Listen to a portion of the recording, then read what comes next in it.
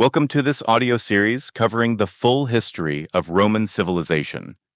Whether you're already familiar with Rome's history or are new to it, I guarantee you'll discover fascinating details and fresh insights that you might not have encountered before.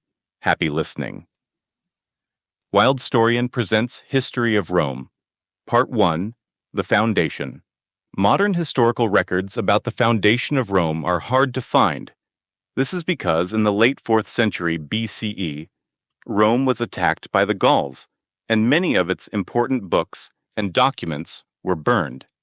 But even though we don't have many written records, however, there are two widely known stories about the foundation of Rome. The first story is called The Legend of Romulus and Remus, and it explains how Rome was founded. The legend begins long before Rome was a city.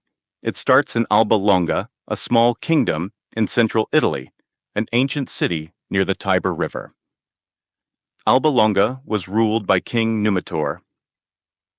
He had a younger brother named Amulius, who wanted to be the king instead. So Amulius overthrew his brother and took control of the throne. He then forced his brother, King Numitor, to leave the kingdom.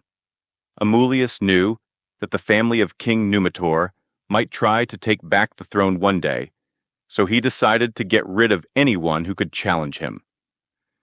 Amulius had a sister named Rhea Silvia.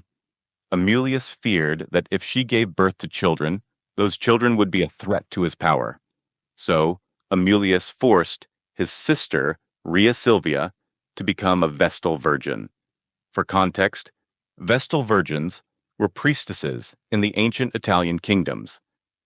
The Vestal Virgin women would take a sacred oath that they would remain a virgin for life and would never have children, and they would dedicate their lives to serve their gods. Amulius did this as a way of making sure that no one in Rhea Silvia's family could have a child who might become a king one day. But Rhea Silvia's story was not ordinary. One day, according to the myth, she was visited by Mars, god of war in Roman mythology.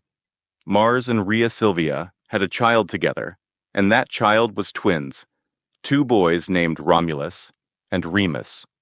When Amulius found out about the babies, he was furious.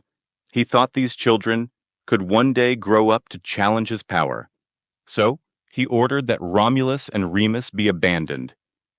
He had the babies placed in a basket and thrown into the Tiber River, hoping they would drown and disappear. But the river didn't carry them away to their deaths.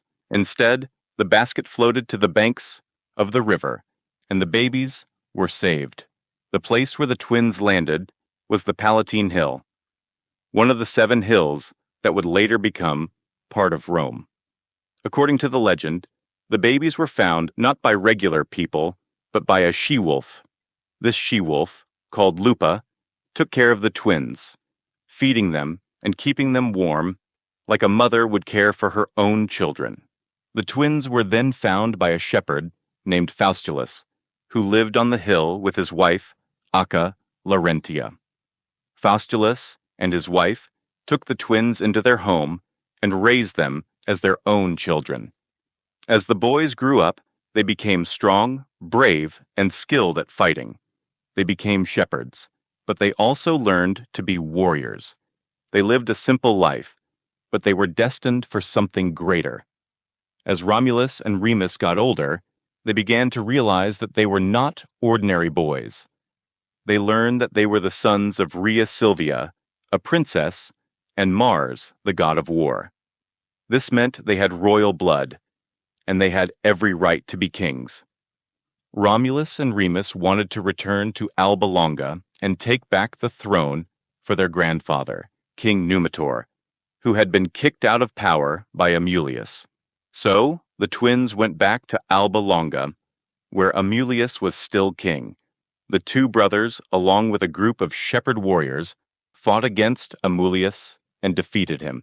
Amulius was killed, and Romulus and Remus restored the throne to their grandfather, King Numitor. This was a great victory, but it wasn't the end of their journey. Instead of staying in Alba Longa to rule, Romulus and Remus decided to go and find their own city. They remembered the place where they had been saved all those years ago, the Palatine Hill by the Tiber River, and they decided to build their new city there. But, like many stories of great leaders, things did not go smoothly. Romulus and Remus couldn't agree on who should rule the new city. Romulus wanted to be the king, but Remus thought he should be the ruler. The brothers fought over this matter, and soon the disagreement turned violent. The two brothers had different ideas about where to build the city. Romulus chose one hill, while Remus chose another. They decided to let the gods decide who would be the ruler, using a method called augury. This meant that the brothers would watch the sky for signs from the gods, such as the flight patterns of birds. Romulus saw 12 vultures, while Remus saw only 6. Romulus took this as a sign that the gods favored him, but Remus disagreed. The argument between the brothers continued to grow. In a tragic moment, Romulus, in anger, killed his brother Remus. After Remus's death, Romulus became the sole ruler of the new city. He named the city after himself, Rome, and became the first king. The second story is called The Legend of Aeneas, survivor of the Trojan War. The story of Aeneas and his connection to Rome's foundation is quite different from that of Romulus and Remus. According to the myth, Aeneas was a Trojan prince, the son of the goddess Aphrodite, Venus in Roman mythology, and the mortal Anchises. His story is best known from the Aeneid, where Virgil weaves together Greek and Roman mythology to explain how the Romans came to be. Aeneas was part of the famous Trojan War, which was fought between the Greeks and the Trojans, as told in the Iliad, and you may know it from the movie Troy.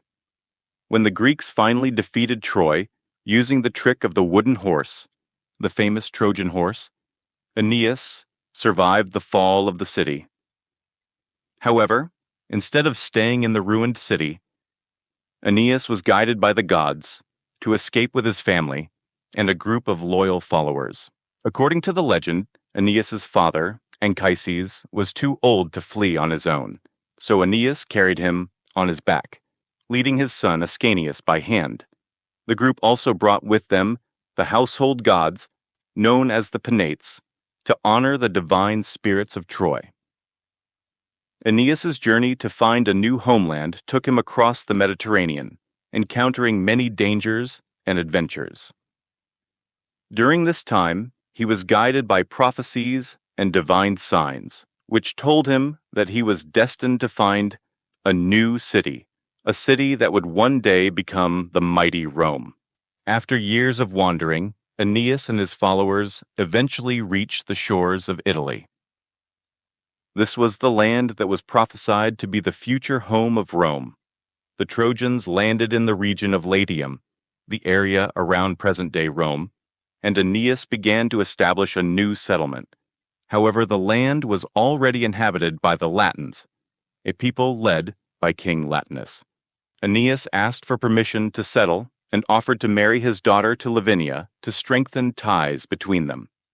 But Latinus's daughter, Lavinia, was promised to another suitor, Turnus, the leader of the Rutulians, another ancient Italian kingdom. This led to a bloody war between Aeneas's Trojans and Turnus's forces. Despite the conflict, Aeneas eventually triumphed. He defeated Turnus in single combat, and after this victory, Aeneas was able to marry Lavinia. This union between Aeneas and Lavinia is symbolic of the merging of the Trojans and the Latins, a blending of cultures that would lay the foundation for the Roman people. Aeneas and Lavinia had a son named Ascanius, also called Iulus.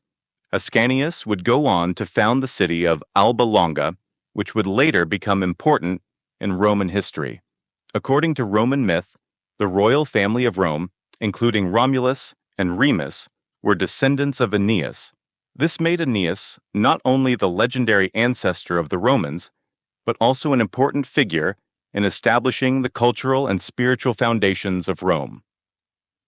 The Roman historian Livy and other writers connected the Trojan hero Aeneas with the legendary founders of Rome to give the city a noble and divine origin. The idea was that Rome wasn't just a city built by any ordinary humans. It was founded by the descendants of a Trojan hero, guided by the gods and with a destiny to rule the world. Among the various legends surrounding the foundation of Rome, the story of Romulus and Remus is the most widely known and celebrated. This tale, passed down through generations, symbolizes themes of destiny, struggle, and the birth of an empire. It has greatly shaped Rome's identity and inspired countless works of art and literature. In this podcast series, we will focus on the legend of Romulus as it plays a central role in explaining Rome's origins.